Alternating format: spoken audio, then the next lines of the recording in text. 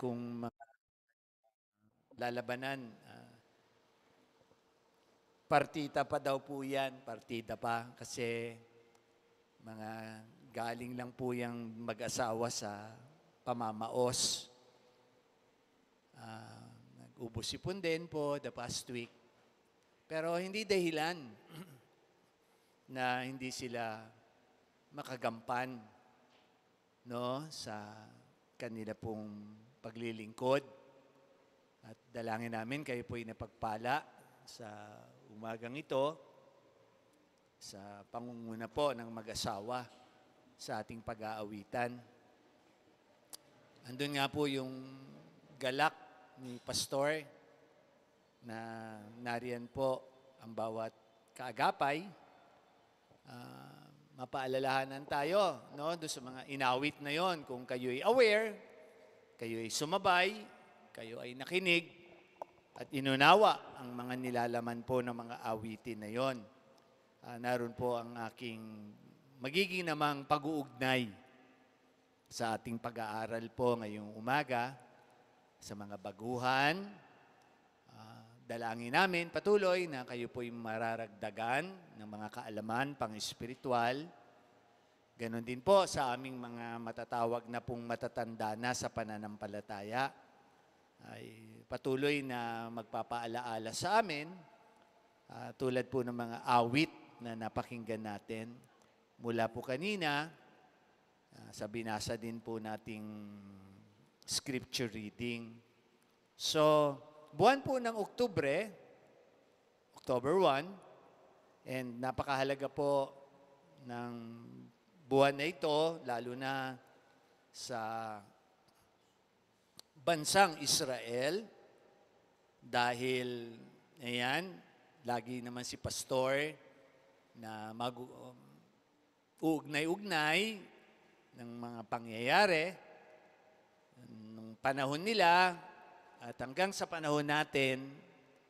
Ang bansang Israel po ay lagi natin pong akin pong ini-illustrate na they were from the onset. Of course, they were all chosen. Adam and Eve, mga patriarchs na yan. But the nation of Israel was really chosen by God. They were given the privileges of the law, step by step, the promises. We term a kingdom coming, but literal lang naging pananaw nila. And then, later times, fulfillment ng mga katotohanan na yon, ng mga paraan ng Diyos, pagpapatupad sa mga pangyayari sa mundo. And then, here goes ang iglesia. Matapos po ang bansang Israel, yung salinlahi na yon. So, marami na tayong alam ko, natutunan, narinig, and although siyempre sa mga baguhan, dalangin namin yung pag nag-present si Pastor, nandun yung backgrounder lagi. Binabalikan ko po yung mga dapat iugnay sa nangyayari sa Bagong Tipan. Para nakikita nyo po, historically speaking, or yung we term it, God's story na ating laging pinangahawakan, walang iba kung hindi ang kanyang salita, ang Biblia. And bakit nga po sabi ko, sa bansang Israel ay napakahalaga po ng buwan ng Oktubre. Ito po ay ika-7 buwan ng calendar po nila. Yan, mga trivia po ito ha, para may alam kayo. Hindi lang tayo lagi yung mga ating nalalaman, but yan, sabi nga ni Sister Michelle kanina, gagamitin ko na naman siya. Yes, sa isang concept, pero hindi naman nakaugnay. Kaninang umaga, sabi niya may natutunan daw siya dun sa kanyang pinanood. So maganda rin po na makatotohanan daw yon. So ngayon ding umaga, gagamitin ko din po yung idea na dalangin ko, may matututunan po kayo. No? Yan, trivia. Yan, 7th month of the calendar of Israel is term Tishri. Tishri po siya. And yan po ay naglalaro buwan ng Setyembre o Oktubre. Ganyan. Kaya nga pati ang Holy Week, di ba? Minsan tumatahak ng March or April. Yan yung nisin naman nila. So, pang 7 buwan, bakit mahalaga ito, Pastor? Sa isang pinili ng Diyos ng kanilang kapanahunan. And si Pastor, laging nagbibigay ng mga pag-uugnay. So here, in Leviticus 23, matutunghayan niyo po, pakibasa na lang, assignment, there is this term, the Day of Atonement. And tayo, tuwing unang linggo ng buwan ng buwan, lalo ngayon, first Sunday of October, tayo po ay magsasalo, gugunita ng banal na hapunan na naging pagsasakatuparan po ng mga pangyayari na ito noon. Bakit po? Sa Day of Atonement, mababasa niyo yan from Leviticus 16 hanggang 23, na isinasaad na ito ay isa sa pinakamahalagang okasyon o ayoko yung term na piyesta, pero ipagsasaya nila bilang mga hinirang ng Diyos ng panahon nila ay yung tinagurian pong pag-aalay nila. No? It's a holy time for the nation of Israel then dahil inatasan sila sa batas ng Diyos na ito, so once a year, ito ang pinakamahalaga ninyong gagawin. So, inuugnay ko lang po ang mga events. Bakit? Then, andun yung mga possibility na papatupad yung mga pangyayari. Kaya nga ngayon, bakit kaya nandito si Pastor, binabanggit ang mga kaalaman na ito, para ma-aware tayo na ito pala yung mga karanasan ng bansang Israel bilang mga hinirang nila. And mamaya, iugnay ko po yan sa dapat ding karanasan ng mga Kristiyano na daw sa ating panahon. No? Although, siyempre, lagi naman din declare ni Pastor yon, walang perfect Christian. Wala din naman perfect Jew ng panahon na yon. Na Hudyo. But, it is again, ang mga pangyayaring ito na magbibigay sa atin ng kaalaman upang mapaalalahanan tayo, upang sakali maituwid tayo kung tayo man ay may mga pagkukulang sa Diyos o literally talaga may pagkakasala or yung lesser, pagpapawalang pahalaga sa ginawa ng Panginoong Jesucristo sa krus ng Kalbaryo. Kasi yung Day of Atonement, doon sila nag-aalay at symbolically yung dugo. No? Doon yung time na ang high priest ay makakapasok lamang doon sa holy place. Once a year lang yun. Para, again, para bang computer natin, nire-reboot. Di ba? Alam niyo ba yan? What the term na reboot? Pag nireboot mo yung computer mo para mag-restart, panibagong pasimulain na naman. Tulad nga po ngayon, buwan ng Oktubre, panibagong simulain na naman. Dapat. Pero sa bansang Israel, that's history for them. And napakahalaga sa kanila. Bakit? Pagpansinin lang ninyo ang mga pangyayari. And part ng tinaguriang Day of Atonement or yung sa Hebrew word, Yom Kippur, it is on the 10th day of the 7th month. Ayan. Trivia po yan ha. Dapat kung nagbabasa kayo, maaalala nyo yan. Leviticus 16 to 23. Nandun po yan. On the 10th month, of the 10th day of the 7th month, you declare it as a day of atonement. But because Hebrew word terminology nila, piyesta nila yan. Yom Kippur. Yan. Bakit kaya binabanggit ito ni Pastor ngayong umaga? Itong Yom Kippur na ito. here, as we expound the experiences ng mga God's people in the Old Testament hanggang sa New Testament. Tulad ng inyong pastor, I am, again, serving the Lord 33 years.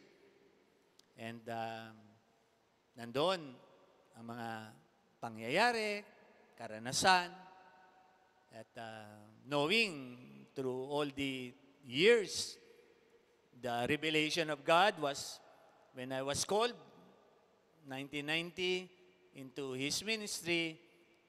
Naunawaan ko yung halaga nun, yung tatlong bagay laging binabanggit ko sa inyo, yung Triple H. Ano yung Triple H na yun? It is the hardest calling. Talagang hardest. Kanya-kanyang level. Ang pastor, siyempre, more on the higher level. Besides, it is the hardest, it is the highest calling. Kasi, siyempre, napakalaking responsibilidad, no? Para sa mga lingkod ng Diyos yan. Accountability, ika nga. At diyan makikita nyo talaga ang kanilang katangian, kwalidad nila kung sila ba'y tunay o sila yung mga pastor-pastoran lang. No? Madidefine nyo yan, Matthew 7. By their fruit, you will know them. Although walang perfect. Diba? Pero, basically, makikita nyo talaga kung tumatahak sila sa dapat na mga kalooban ng Diyos. At wag lang yan sa mga lingkod ng Diyos. Bababa ko ngayon sa mga kapatiran. Kinanta nila Brother Bong kanina. It is the holiest calling. No? Because the God who called us, di ba, will be forever holy. As the angels were singing, no? And I pray, aware kayo doon sa mga kinakanta na yun. There are those declaration there. And kay Pastor this morning, hikayatin ko kayo. Siguro, somehow, you can feel my heart this morning. I just want to be true to myself this morning. As a pastor, I have also my personal burdens. I have my also personal concerns. Hindi po ako super pastor. Buhubarin ko to. May nakalagay diyan, malaking P. No? Hindi S, malaking P. Pogi. Ano ba? Counterpart ng pogi, pangit.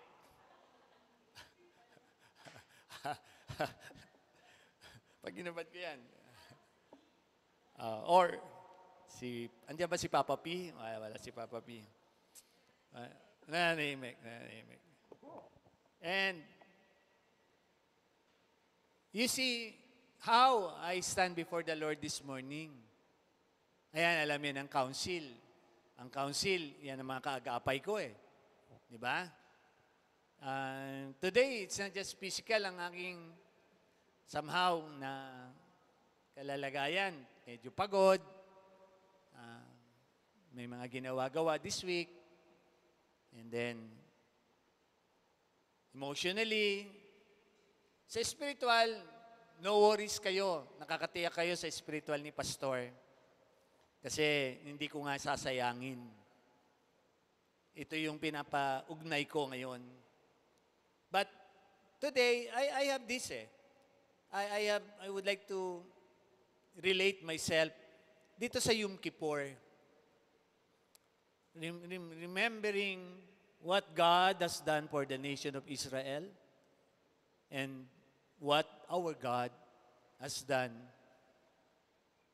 on the cross of Calvary po, when He offered His blood for our salvation.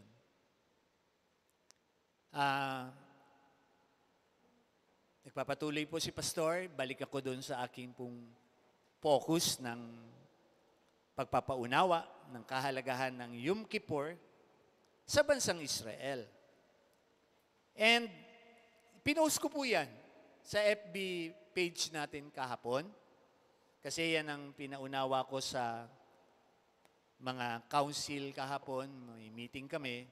I-echo ko na lang siguro ulit yung kahalagahan.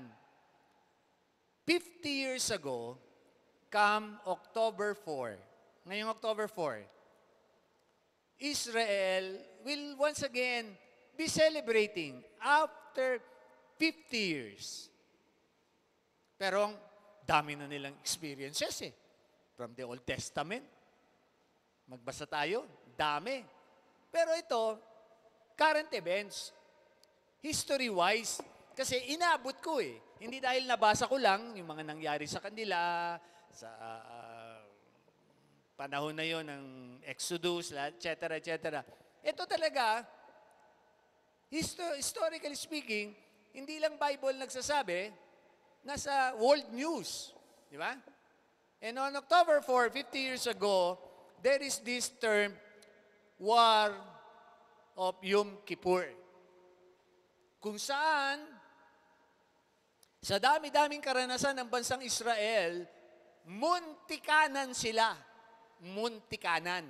Bakit muntikanan? Matalo. Nang day na yon, October 4, nandun sila sa kanilang mga sinagoga.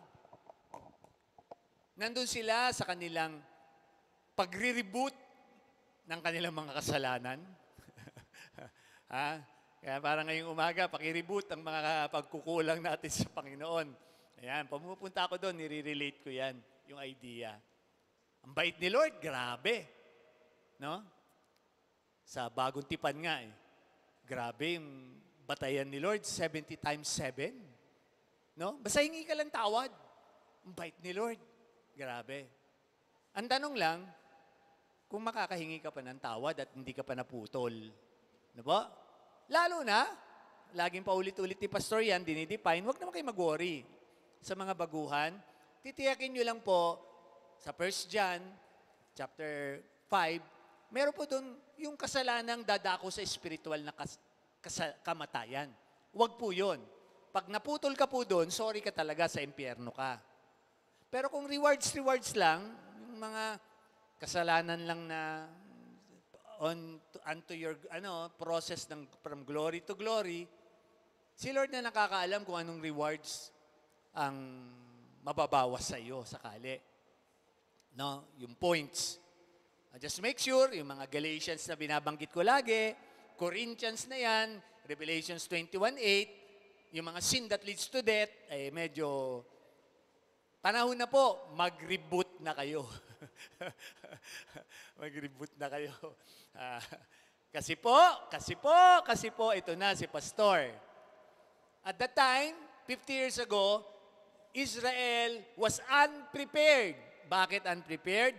Nandatnan sila ng Panginoon 2,000 years ago. They were also unprepared. Kaya nga si John the Baptist, make the way, etc. And then dumating si Lord, spiritual darkness ang bansang Israel. No? Hindi nila pinaniwalaan ang mga nauna na nilang kaalaman, karanasan, yan. No? They never learned, sabi nga. Kaya nga, na-term. Kaya nga doon nauso yung kantang yun, pero wag natin yung gamitin lagi, yung stubborn heart. Di ba may kantang stubborn heart? No? Yung stubborn love pala. Tama na. Magagaling yung mga nando doon eh. Stubborn love ba yun? Stubborn love, yung kinakanta dati. No? Kasi grabe ang pagmamahal ng Diyos sa sangkatauhan. Paulit-ulit tayo kasi alam ng Diyos eh. May dahilan. Minana natin yan eh. Kay Adan at kay Eva. Meron tayo talagang sinful nature. Pero yung sinful nature na yun, dapat talaga, kaya nga, symbolically, pinatupad yun sa lumang tipan, yung mga seremonya na yun, para yearly, meron silang term na reboot. Di ba? Etong time na ito, 50 years ago, pansinin nyo, nireboot ulit ng Diyos ang bansang Israel. Bakit? Nang time na yon, ang leadership nila, mga makakaliwa, nasingitan ang kanilang kultura ng makakaliwang mga, basahin nyo na lang po yung pinost ko doon, makakaliwang mga namamahala. And purihin ng Diyos, so far, ang Holy and True Christian Fellowship, nakakatiyak kayo, mga makadiyos, ang mga nangangalaga sa ating ministeryo. And magandang history eh. Alam niyo yung nangyari? Muntikanan sila. Dahil iba yung 1967 na nasakop pa nila yung ibang lugar sa Palestine. Kasi at that time, sila mismo ang nag-first strike, kumilos. Pero nung 1973, eto na, nakokontrol na sila ng US. Basahin nyo na lang po yun doon. And nung pagkakontrol sa kanila ng US, October 1973, nilusob sila ng Egypt and Syria. Nandyan po yan sa materials. In-expound ko lang, wala silang preparasyon. Yan. Unprepared. Yan. Kaya nga, a month ago, kami nga po dito ay nagpiprepare na for our coming anniversary. No? They were unprepared. Andun sila sa mga sinagoga nila nang lumusob ang mga bansa na nababanggit. Pakibasan nyo na lang po dun sa ating posting. And nakakalungkot dahil for 18 days, paano sila nagwagi? Palpak ang leadership nila. Ang mga gumampan lang, yung mga kabataan nila. Yuhu, mga kabataan na Kristiyano, panahon natin. No? Pero sa Holy and True yata, puro matatanda pa rin ang gumagampan eh. No? So, doon, mababasa niyo dyan sa material, lumalaban sila, dinipend nila. Kahit dadalawa lang yung tangke nila sa isang lugar, 200 na tangke ng na-hold off nila, and after 18 days, nanalo pa sila. Nanalo ba sila dahil sa mga namamahala nila? Nanalo ba sila dahil dineclare nila na ang Diyos nila ay yung Diyos na kinikilala nilang panahon ng kanilang pananampalataya?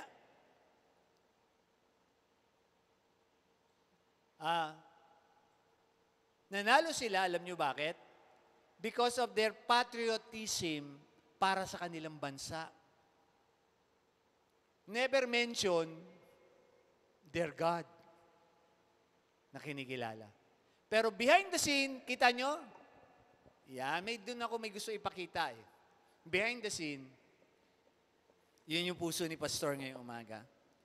Israel came as close as it ever has to, sabi nga, lose a war. And sabi diyan sa mga aspeto ng pangyayari, it has always been a circle of life. Hanggang sa oras na ito, ang bansang Israel ay nagpapatuloy sa kanilang mga kaparaanan. Preemptive, sila ay napapasunod ng kanilang alay daw po na US na wag mag-strike sa Iran. At yun lang ang iniintay natin eh, yung bobombahin sa Jeremiah, yung palace na yon sa Syria. Pag yun nagsimula na, and alam nyo ba, ginamit ko ito sa council kahapon, sa meeting. Meron posting ako eh, hindi ko na ma-retrieve sa aming Viber group. Kasi pagkahaba-haba eh. May tawag doon, news snippet. Yun ang paraan ng aming President Emeritus na mag-post siya doon, mga news items, iba-ibang mga dyaryo yon, pero yung mga yung mga maiiksi lang. And alam nyo, Muslim yun. Alam nyo, yung nag-post din ng isang item na yon, it's a news group. Sinasabi nila, either ways, no, pwedeng nananakot ang dyablo na naman. Pero sa Christians dapat talagang pagpapaalala eh. This October daw, ang magsisimula na ang Great Tribulation. Wow, galing ano? Galing ha? Alam nila, no? Buti pa sila, alam na nila. Ang mga Christians kaya, alam na natin, kailan? Well, the signs are there, etc., etc. Pero, may focus lang ako sa inyo eh. Nadidiinan ngayong umaga. Ganyan-ganyan daw, ng panahon ni Noah, habang abala ang tao, they drink, eat, and be merry, di ba? And hanggang ngayon, yan pa rin ang takbo ng tao, for tomorrow, we die. Akala nila ganun lang ang buhay. Hindi nila alam na sa takdang panahon, yan nga, yung natutunan ni Sister Michelle, kaya huwag kayong titingin sa leon, kakainin kayo ng leon. Ayaw pala ng leon na titignan nyo yung mata nila eh. Oo, nagagalit ang mga leon. So may nadagdag na kaalaman si Sister Michelle daw kanina sa kanyang kakabasa ng kanyang mga nung nakikita. And sabi ko nga, eto ngayon, no, world view. Nakikita na natin yung mga nangyayari. And binigyan ko lang kayo ng ilang excerpts ng background sa bansang Israel. I hope nadagdagan kayo, ha? Kasi baka puro ang alam nyo lang, K-pop, o mga alam nyo lang kung sino-sino. Yung mga nasa Bible naman ang alamin natin. And this October, magse-celebrate po ngayong October 4, ang Israel. And who knows? Baka ito na ang last day of atonement. Kasi preparatory ng pagbabalik ng Panginoong Heso Kristo. Sila noon, nag-aantabay pa lang ng magliligtas sa kanila. No? And sa mga binata at dalaga namin, nako, wag na kayong maghangad na makapag-asawa pa. I, for one now, I have this for prayers, alam na sitwasyon, nakakalungkot, no? Realities of life, pamilya, iba-iba, nandyan yan eh. Walang gagawin ng dyablo kung hindi mangwasak. Pero, parang bansang Israel, bibigyan ko yun ng issue. Lahat ng kinanta natin kanina, God is faithful, etc., etc., God is good, etc., etc. May didiinan lang ako. Napakasimple lang po ng ating pag-aaral ngayong umaga. Because even my heart this morning, I have questions, of course. Isaiah 1:18. I know the truth. Alam ko yung mga totoo na sinasaad ng Bible. The question madalas tanungin kay Pastor, ganito rin eh. Pastor, bakit nagkaganon sila? Bakit ganon sila, Pastor? Ang laging sagot ko, dalawa. Naalala niyo yun? Lalo na yung mga nag-FS na. Una, mahina sila sa kanilang pundasyon sa Diyos na kinikilala nila.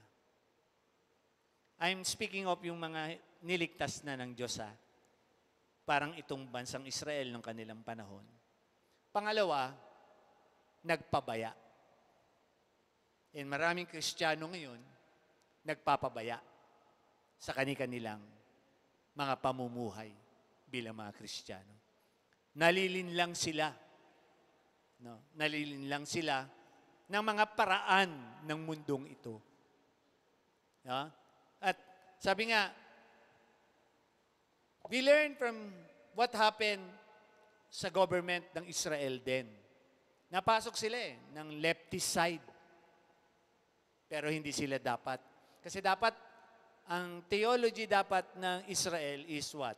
Dapat theocratic government nga sila dapat pero hindi mangyari.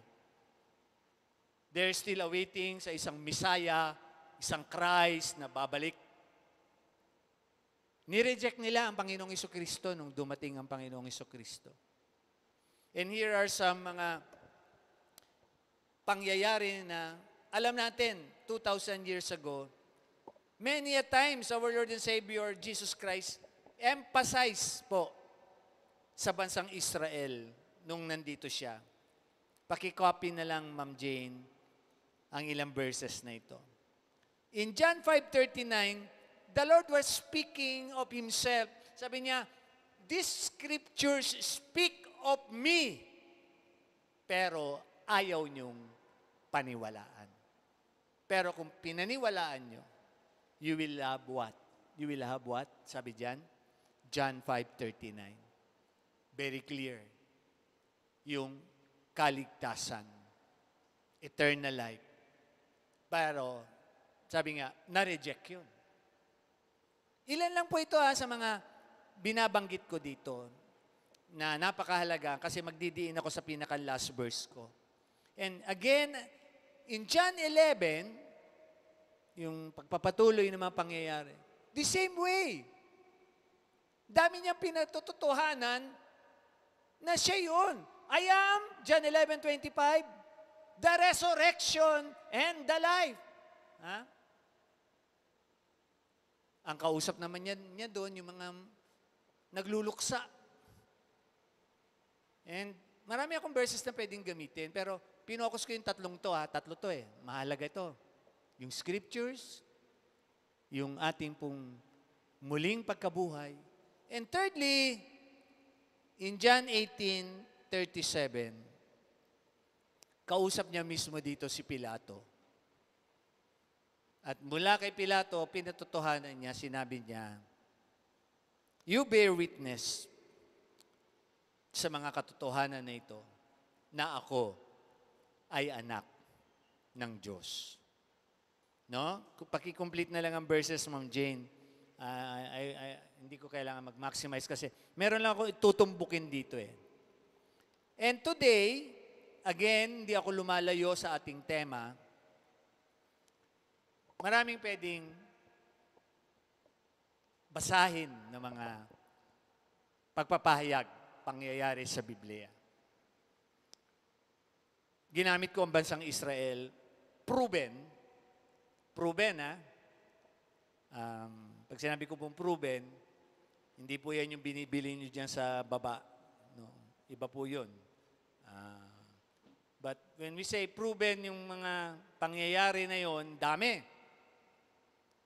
Sige, sa buhay-buhay natin, na-prove kaya ni Sister Joyce kung sino yung nagpagaling sa kanya?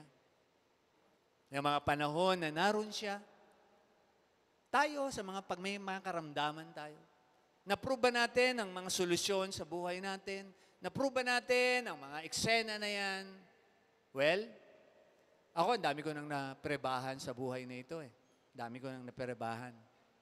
Kaya nga lagi ako nagpapaalaala sa mga ating kapatiran, mapamatandaman o bata, mga baguhan. I have proven so much in this life. And today, ang Israel, hanggang ngayon, hindi pa nila proven na si Lord Jesus Christ ang Savior nila. Ilan-ilan lang sa kanila, majority pa rin sa kanila, they're expecting a Messiah to come back. And tayo, try to see again the privilege Tatalon ako dun sa atin na pong pinakang key verse bago tayo magsalo ng ating banal na hapunan. Andun pa rin po ako sa ating iiwan ng tema, Revelations 15:3. Anong sabi dyan? Ang ganda kanina ng song, And they sing, of course, kinumbine na, the song of Moses, the servant of God, and the song of the Lamb. Di ba? Ginamit ko na yung mensahe dati. And saying, great and marvelous are thy works, Lord God Almighty. And this is my hashtag, Sister Jane. Just and true are thy ways. Yung mga nandun, sa takdang panahon na yun, ipapahayag nila ang isang katotohanan, masasabing makatarungan. Kasi may kausap ako the last time eh. Nagpapaliwanag ako, ang sabi sa akin, hindi, ang alam ko po, makatarungan naman po yung kanyang naging pagano. Eh, ang tanong ko lang sa isip-isip ko, makatotohanan po ba? Just and true, no? Are thy ways. Thy ways, Lord. Sige, pakitanong ngayon yung mga sarili ngayong umaga. Makatarungan ba? Na dumaan ako, pastor, sa isang karamdaman? Yes. Makatarungan, bakit? Ang tignan nyo yung the positive side. Minana natin yan eh, itong katawan na ito eh. Pero makatarungan ng Diyos na temporarily, habang nandito tayo, pinapagaling niya tayo. Di ba? Kung talagang hindi pa niya tayo kukunin. Pero makatarungan ng the best na mapanghahawakan natin, papalitan niya ang katawan na ito sa takdang panahon. That is just. And dagdag natin lagi yung mga pinipresent ko yun. Katotohanan yun na mangyayari sa takdang panahon. No? Pero kung ang mindset nyo hanggang dito lang tayo, hanggang ganito lang, hanggang ganyan lang, mga kapatid, marami po tayong nasasayang pa na kaalaman na pwede natin mapanghawakan. Your pastor, I'm not perfect, but pwede kong laging makita ang katarungan ng Diyos, ang mga katotohanan na yan, sa mga buhay na akin pong natunghayan na sa mga kapatiran, at hindi lang sa mga kapatiran eh. No? Let me just use this as a sum up, mga illustration. Paulit-ulit na lang tayo, parang bansang Israel. Di ba? Paulit-ulit na lang, parang bansang Israel. Ma'am Joyce, Ma'am Rosalie, na-prepare niyo ba yung song? Hindi nakuha nila Ma'am Tessa. Hindi nakuha. Ma'am, Brother Bong, Sister Jane, nakuha niyo yung title? Hindi niyo nakuha.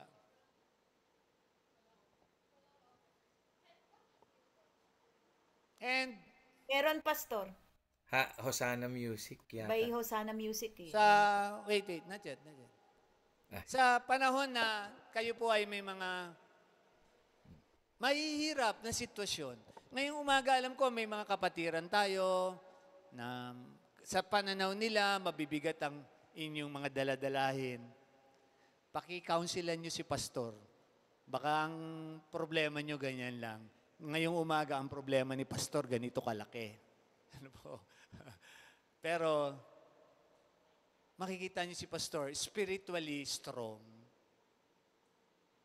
Emotionally siguro, may kalungkutan ako sa mga nangyayari. Spiritually,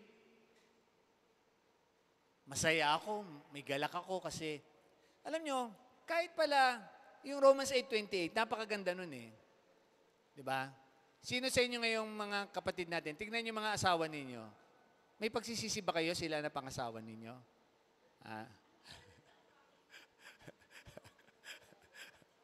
Brother Edmar, binibira ka na naman ng iyong... Pero may purpose pala yan. Kahit ilang buwan lang kayo, tapos naghiwalay na kayo, ilang taon, naghiwalay na kayo.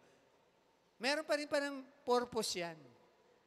May naranasan kayo sa buhay na, Ma'am Ningning, pwedeng hindi mo rin naman maranasan. Ano yun? Yung mga dalaga binata natin dito. Di ba? Hindi. Ito yun eh. Sige, sasagutin ko na ito. Sa mga kapatiran, kung sakaling mamayang hapon, ma-black off tayo, Ninong Bong, Ninang Jane, kaya niyong kantahin? Alanganin. Alin po? Yung Kaya The Joy of niyo the dito, Lord? Ibulban? Magsaya naman tayo. Sige. Meron po. Meron Sige. po kaming copy. Sige. Iano ko. Iayos ko. Sige. Iayos ko po. Sandali. Alam niyo bakit? Very nostalgic to kay pastor. Nagsisimula ako magpastor noon. Ito yung uso ng mga awit noon. Ito yung mga usong awit noon. And alam niyo, every time may panghihina si pastor. Kaya nga, lagi, typically, sinasabi ni Sister Michelle, ang pastor nyo may ADHD. Kasi parang hindi daw ako na papagod. Ngayon, nararamdaman ko kasi may edad na ako. Pero alam nyo, spiritually,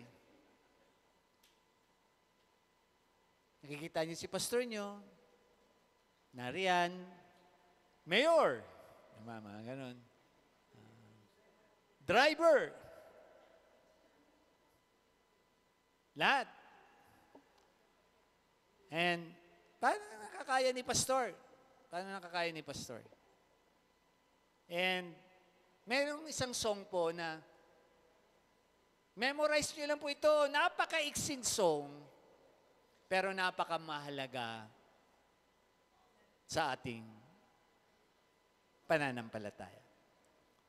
Hindi na po ito daw, parang hinahanap namin yung title kanina, para daw mga archive na daw ito, archive.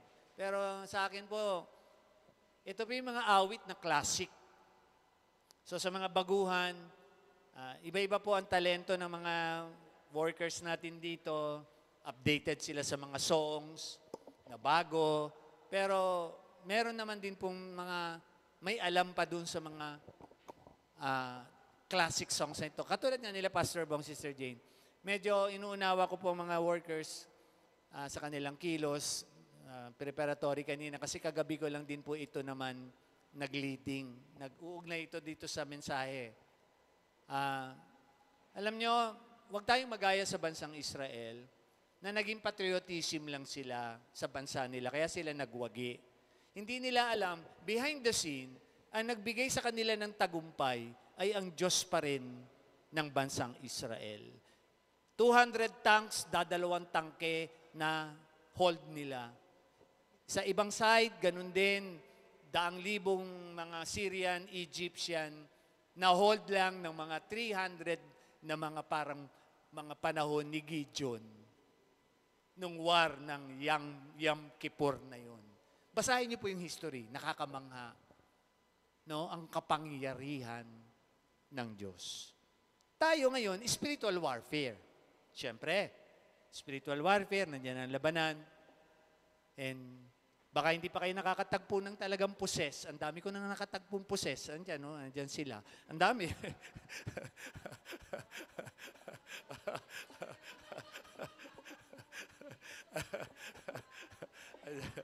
Andiyan. Ayan na, nagsisimula na. Nagsisimula na. Kung ready na sila, kung ready na,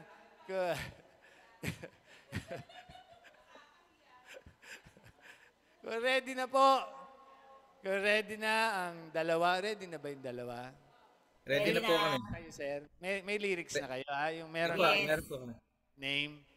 Oh, sabayan niyo po si Pastor. Oh, napakagandang awitin na ito pag panahon na si Pastor ay may emosyonal na kahinaan, kapaguran. Pero